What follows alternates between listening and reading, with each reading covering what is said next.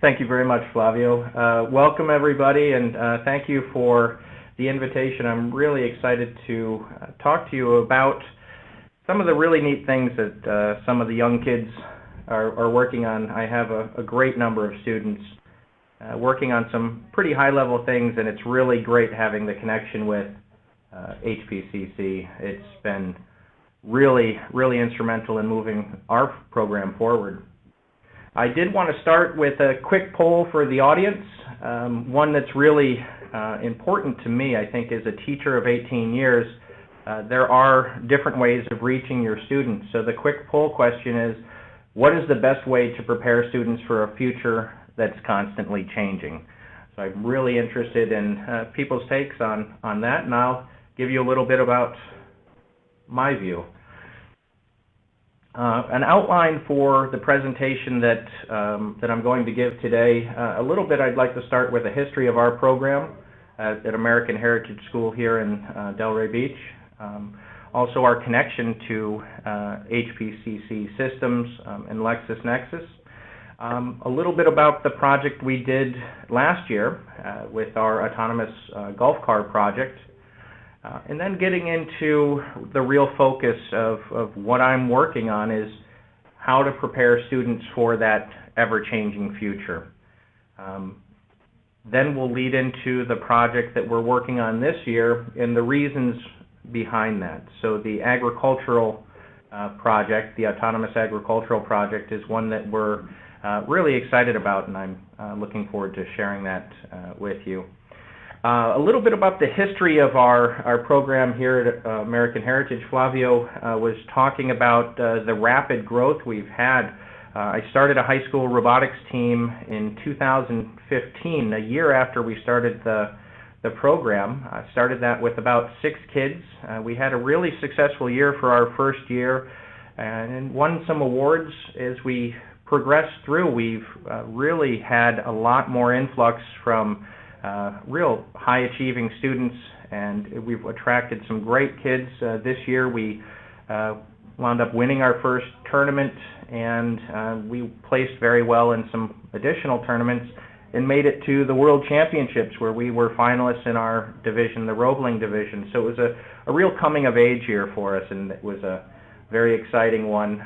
And also to go with our growing program, as you were saying, the school is very forward-thinking and very involved in our program, and a new building is actually currently being constructed right now that'll almost quadruple the space that I have to work with state-of-the-art computer labs, additional science and physics labs, and then my robotics lab will be a good 2,200 square feet. So I'm really looking forward to moving into that one. Our connection to Lexus Nexus and HPCC systems came about in a real organic way. It was a real great opportunity we had to give a presentation at the Boca Raton office about what we were working on with our current season. That was our sophomore year in 2016. We brought our project in, one of our prototype robots that we were working on for the competition season, and the students were able to give a presentation to industry professionals, which was a real exciting opportunity for them because it really validates the work that they're working on when other people are taking interest in that. And I think that was a really big growth moment for us as a department and as a program here at the school. This partnership has really blossomed over the past few years, and that led into our autonomous golf cart project that we finished and presented at the Community Day last year. And then this year, the focus really came about is a lot of, after a number of conversations I had at the Community Day about where we would go for the next phase of this. So we wanted to keep a number of things similar, work on a similar task, but with a slightly different focus, and that led into this year's competition or our project. This is a picture right here of the sponsored autonomous golf cart. It might be hard to see in the picture, but we have we were pretty ambitious with our project. We wanted to go straight for it. Since it wasn't going to be driven on the road, we went straight for level 5 automation, which, as you can assume, provided a number of challenges that we were able to deal with in time. We took the chassis and refurbished this and changed this so all of the controls were using gearboxes that we made, linear actuators to control the acceleration and the braking. And then all of the guidance we mapped out using a Google cartographer.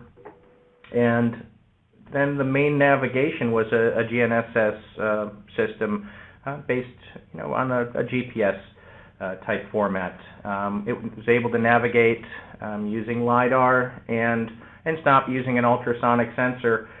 It was a very ambitious project that had a number of challenges, but the kids were really up to that, and we had a great time working on it, although we did decide to go slightly smaller for our next challenge, and that led into a great opportunity. This is a picture from our community day. So as you can see, some of my students, they're presenting the car that they're standing in front of, so we did put the insert there, but just an amazing group. I had 5 students that were working on that. This year, with so much interest from other students, we've had about 16 people express interest and start working on this year's project. If you do have a little bit more interest in this, or you want to find more, there is information out there. We have a YouTube video highlighting the project itself, and some press releases that are out there as well. One of the big things, in getting back to my poll question, is as a teacher, I really feel my job is to prepare my students for the next step.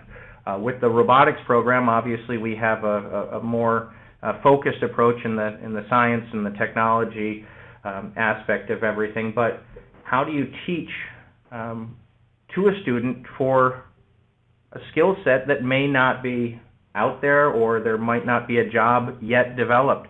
And I think our big focus is, what skill set do the students leave with? And I think there's a misconception that the students have that we are really far more advanced than we may actually be. I think we're making great strides, but as I put in the slide, you get new phones out, and there's a new update, and technology is coming at us rapidly, but we're not yet ready to let loose of the reins, so to speak. There is still that uncertainty, and as you see with autonomous cars, there are challenges, and we're reading about those daily. And in getting back to Skynet, it might be close, but I don't think we're quite there yet. And I will say that on the record, I am not part of Skynet yet, anyways. As a teacher, I always look back to the question that I had when I was younger, and students tend to ask, when are we ever going to use this in our life? When I was younger, I was never really impressed with the answer. And I think the great thing for me is I don't get asked that question. The students really understand the reasoning behind these projects, the need for the data that we're going to collect, and for some of the technology that we're going to be working with. It's a really useful and relative topic of study. And I think that makes it a lot easier for what I'm doing. It really makes the students motivated to work on these projects. So the autonomous agricultural project, the why part, that was really when we started looking at the next phase of the partnership with HPCC, is what would our next project be? And I really wanted to keep that same autonomous driving component, but a little bit more of a focused approach. And one of the things that we saw when we were in the community day, we saw a poster that was talking about growing population and the need to become more efficient in producing food for that. So when we came back to the lab, we started doing a little research, and I did put that in there. You'll find that on Monsanto's website or wherever you're doing the research, that the population's growing and the available land to produce produce is shrinking because it's the easiest to build on for housing, for developments, and what have you. So our focus was how could we create a robotic device that would allow farmers, owner-operators to gather more data and help increase the productivity of their yield, of their fields. So the overview of the autonomous project, I have pretty much narrowed that down to a really good core group of 6 students that are able to dedicate a tremendous amount of time to this project, and an additional 4 or 5 students that are going to be working on different aspects of this. There were a lot of challenges that we addressed when we started planning, and I think that was what we wanted to break these down into manageable parts. The first one, the big challenge would be creating a robotic chassis that's going to be able to move and not get stuck, and also not compact the soil negatively in some of these tests. We will also be mounting a number of sensors on there, so we have to have it robust enough to hold everything. And one of the big challenges is really loading this up with sensors, collecting data from the environment, whatever the farmer may need. Another big one we wanted to do was collect soil samples, and I'll talk more about some of our research coming up, but we had an opportunity to get in touch with people in the industry to really find out what specifics they would like our robot to focus on, and that helped us narrow down a little bit of the scope of the project. In addition, we are going to employ the use of a drone for aerial photography to give more of a big picture side as well. The research for this project, one of the really great opportunities that we had early on was a phone conversation with Jeff Bradshaw, and he's the CTO at Adaptris Pro Agrica, which uses HPCC. So it was a very relevant topic for us to talk about in this conversation, and he was able to really help us guide a little bit more from an industry side. And really up to that point, we were doing all of our research on the internet, and we didn't have as much of a focused goal at that point. And that really, throughout that conversation, allowed us to narrow down some key points and really help with the research side. From that point on, we actually were, let me go back to this one, given a really unique opportunity. I made contact with the Florida Department of Agriculture, and they helped put together a field trip for us with my students to visit Duda Farms in Belle Glade. They're a very large production. They actually produce celery, radishes on a very large scale. And this really gave us an opportunity to learn more about the production side of things. They are definitely an organization that is producing a large volume and already doing things extremely efficiently. So we were able to find out from an organizational standpoint some of the things that they did to increase their yield, and perhaps some of the things that they wanted to continue working on. We were accompanied by Camilo Gaitan with the Florida Department of Agriculture, and we've been able to stay in touch really for more information gathering, and that's been extremely rewarding. I think from this research, one of the big things that we found, if we were going to start collecting data, some of the areas were pest infestation. When would you apply pesticides, if it would be local over the entire crop. For longer term crops, knowing when the product is ready to harvest. Not everything harvests at the same time. Strawberries, blueberries, for example, are going to have variable times when they're ready to harvest. So if we had a robotic device going up and down the fields, giving visual data back and letting us know perhaps there are certain areas that are ripening at different rates. Monitoring soil conditions seem to be the biggest challenge facing farmers, or one of the more important things for us to address, and that is going to be a big focus of our project. Moisture content, nutrient content, and even the composition of the soil is something that is really a big impact on the growth rates of the produce. The other thing we were looking at too is monitoring the growth rates of the plants themselves, finding internodal length, comparing that to what a perfect healthy specimen would be, and understanding the time frame and seeing if those factors are affecting the growth. These are some pictures of the great group of students that I took with us to Duda Farms. They really went there with an open mind. They were able to ask questions after the presentation. And like I said, it was just a great opportunity for me as a teacher to get the students part of the process and not just working on the final product. So the student involvement, and this is really where the core part of the project comes out.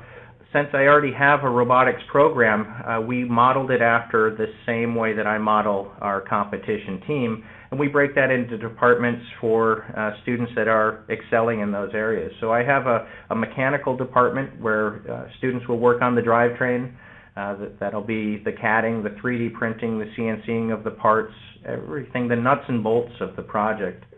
We also have an electrical division where all of the wiring will take place, all of the soldering, all of the installation of all the electrical components. But more importantly, somebody will be developing electrical schematics of this in CAD so we can go through and troubleshoot if something does go wrong. And then the last two are really intertwined. It's the programming, the big picture of this, and then the sensors and controls will work, really those two groups are going to work extremely closely together. Each of these departments are going to have their own individual tasks. Throughout the summer we will be meeting weekly to make sure that we're all on the same page, we're not stepping on anyone's toes. And this will lead into our testing phase, which will take place at the beginning of our school year. And we'll actually have an opportunity to test this out at Duda Farms right here in Florida. They're going to provide us with an acre of land, and we will be able to go out and run tests. Now, before that, we'll be running tests on our campus. We'll turn some of our lovely grass into maybe some perforated soil. The autonomous project itself, just to go over a little bit of the specifics, the programming, we've decided to use C++ as the main programming language, and then the robot, the guidance for this, we'll be using ROS, or the Robot Operating System, that also supports C++, and that's really a programming decision. Our lead programmer, Aramis, is going to continue working on this project through an internship this summer at HPCC, and this really gives us a good opportunity to continue the work from last year. As far as the sensors and controls for this go, our lead programmer, Aramis, has decided to continue use with Google's cartographer and the simultaneous localization and mapping, where we'll be able to have an overview of the area that we'll be navigating within and pick out key points for it to go to. We'll also make use of gyros, accelerometers, our range finders, the LiDAR and ultrasonic, as well as encoders on all of the drivetrain. The ultrasonic sensors are going to be used primarily for object detection and preventing collisions. Let's say if there is somebody walking the fields, we want to make sure that safety aspect is there as well. Really the last part of it, I think, is probably one that has the students really excited is the use of all of the cameras, but the VR component as well. So we are going to be using a 360-degree camera that will be mounted on the robot, and we will employ the use of a VR headset. So although the robot will be driving around autonomously, the owner-operator could put on a headset if, let's say, there's some feedback of an area of concern on the field, and they would be able to take over the controls and perhaps look at an area a little bit more closely. We're also going to have some robotic arms attached to the device, so during that time, the owner-operator could then take the robotic arms and take a soil sample or a leaf sample, a fruit sample, whatever they did prefer. In addition to that, the cameras are going to be used primarily for data collection. So we will have some opportunity to, we'll put cameras on all corners of it. We're going to be looking for really the leaf to see if there's any fungus or pest damage to it, or any yellowing that might indicate poor health. In addition to that, we were going to put QR codes at certain places on the field as markers to give instructions for the robot to do something at that point, whether it's drop off a soil sample at a certain location or perhaps go back to its charging station. The really great part of the project is how far the students can take it at this point. We have a really great basis for our project and what we're hoping to do, but it's really just one additional step in this long journey that we're going to be taking, and this partnership with HPCC has really led into a lot of great opportunities. Another quick poll question that I have is, do you have a good use for an autonomous robot? As we are looking for the future, we would really like to stay in this field of autonomous programming and autonomous robots. So we are looking at a lot of those questions from the audience to see if there are some great things for our students to do in the future. We do have Aramis spending the summer as an intern, which we are extremely excited about that opportunity, and you'll hear more about that coming up. But I thought it would be a great opportunity for me to answer those questions that some of the audience has. So let me look through some of these. There's some great questions here. All right. Thank you, Ty. So while you have a moment to review the questions, Ty, we're going to go ahead and take a quick peek at the results of your first poll. So the question was, what is the best way to prepare students for a future that is constantly changing? And it looks like 40% said real-world examples, and 40% said all of the above, so all of the options that you mentioned. And we've got 20% coming in at internships. So it sounds like, there's a lot of really good options, and certainly, Ty, you covered several really good things in your presentation. Okay.